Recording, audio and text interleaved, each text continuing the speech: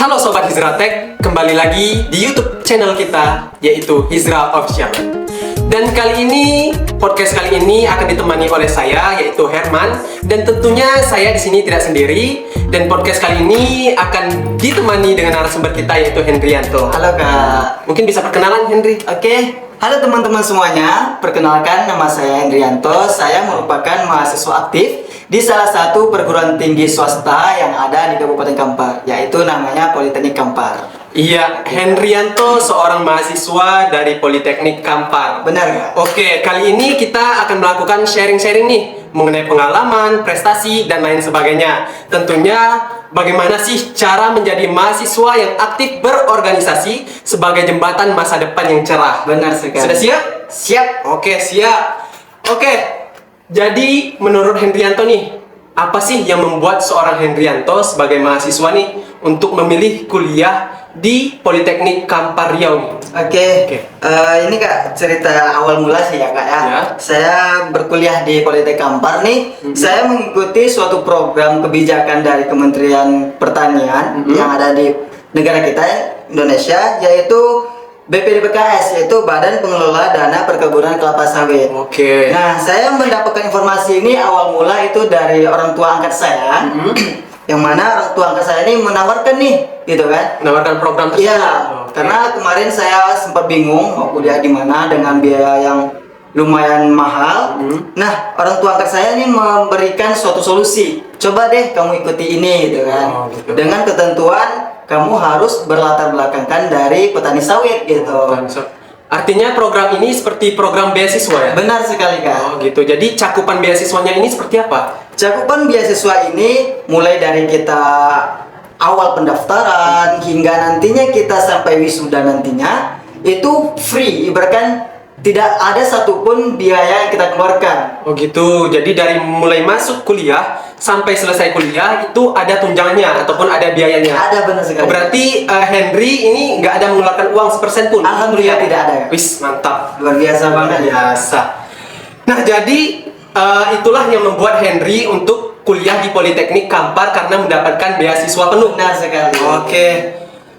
Jadi ini menurut Henry nih sebagai seorang mahasiswa nih kan mengenai kegiatan akademik dan non akademik. Nah itu bagaimana sih menurut Henry? Nah, kalau bagi saya pribadi nih Kak ya, kalau mengenai tentang kegiatan akademik maupun non akademik yang ada di perkuliahan, itu so pasti menunjang suatu agregasi atau skill mahasiswa tersebut. Iya. Nah, yang pertama itu tentang kegiatan akademik. Kegiatan yang akademik yang ada di contohnya di kampus saya seperti himpunan mahasiswa, seperti lembaga dakwah kampus dan sebagainya. Dan sebagainya. Sedangkan kalau kegiatan non akademik itu sangat disupport sekali bagi kampus. Oh, berarti kampus ini mensupport kegiatan-kegiatan non akademik maupun dari akademik. Oh gitu. Jadi intinya dari dua kegiatan tersebut itu akan menunjang akreditasi kampus, Benar sekali. kemudian value dari skill mahasiswa tersebut. Nah, makanya menurut Henry itu sangat penting ya. Sangat penting Sangat sekali. penting sekali, begitu teman-teman.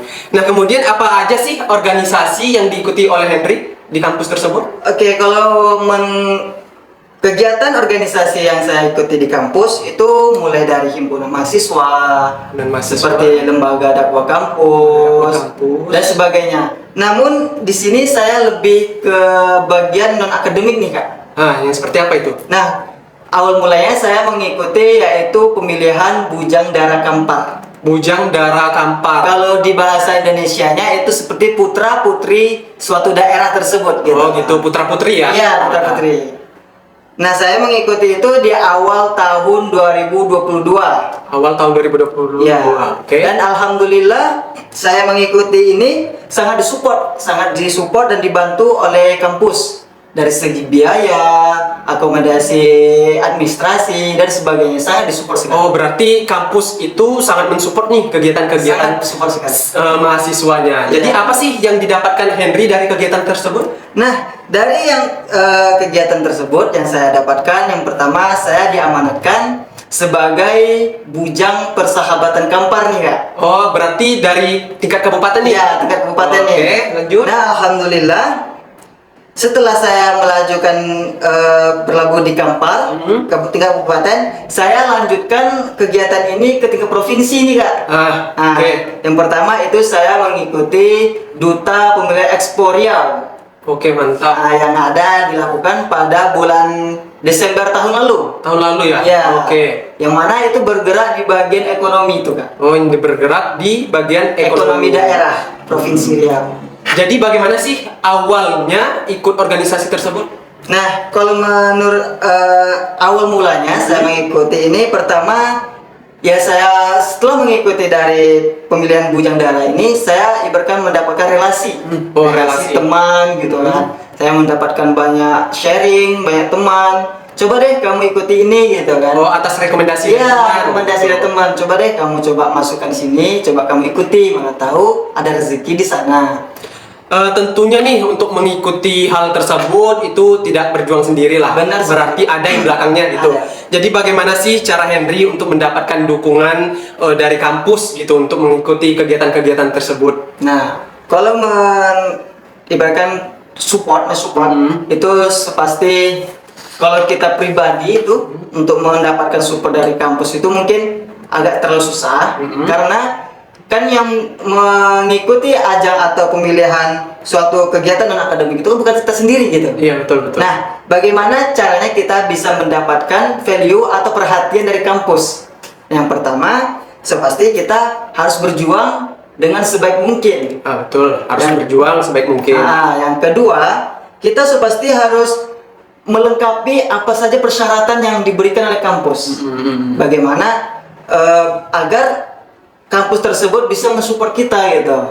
Oh gitu. Soalnya kan kalau ibaratkan kampus memberikan suatu rekomendasi tersebut, pasti harus ada jalannya dong. Iya, betul. Harus ada di belakangnya, harus ada yang harus bisa dicapai oleh mahasiswa tersebut. Nah, di situ kita harus bisa mencapainya tersebut gitu. Oke. Artinya dari capaian Henry sebagai bujang dara Kampar dan lain sebagainya, tentunya itu juga salah satu membranding diri lah. Sangat membranding. Nah, berarti itu selain itu nih, bagaimana sih cara Henry membangun branding diri? Nah, kalau menurut saya sendiri nih, cara membangun branding diri yaitu kita itu tidak perlu ibaratkan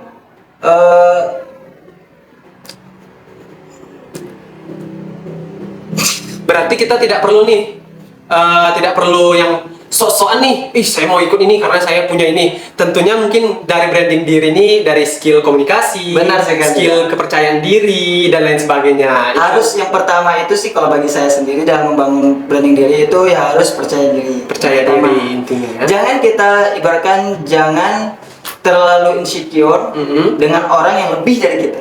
Namun jadikan orang yang lebih dari kita itu sebagai capaian. Oh, saya harus bisa nih.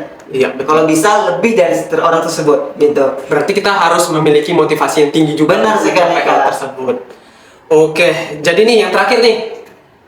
Apa sih motivasi Henry untuk teman-teman mahasiswa dan anak-anak muda nih yang ada di kuliah yang sedang melakukan perkuliahan untuk meraih masa depan yang cerah? Oke, untuk teman-teman semua yang mahasiswa, baik pun mahasiswa maupun tidak, kita seorang mahasiswa itu adalah suatu keuntungan yang sangat luar biasa. Bener nggak sih Kak? Iya, betul. Karena kan nggak semua pemuda atau anak muda bisa merasakan yang namanya berkuliah di suatu kampus atau pendidikan tertinggi. Iya, betul. Karena banyak dari segi faktor ekonomi, usia, dan sebagainya. Jadi kita yang sekarang menduduki sebagai mahasiswa, mari kita pergunakan kata-kata mahasiswa tersebut. Karena apa? Karena kata mahasiswa ini kita dapatkan tidaklah dengan secara percuma. Pasti ada dukungan pengorbanan dari orang tua dan sebagainya. Jadi jangan sampai kita sebagai mahasiswa ini hanya pergi kampus, duduk, cuma perhatikan dan pulang. Namun kita tidak mendapatkan apa-apa pun dari sekian banyak tahunnya yang kita lewati.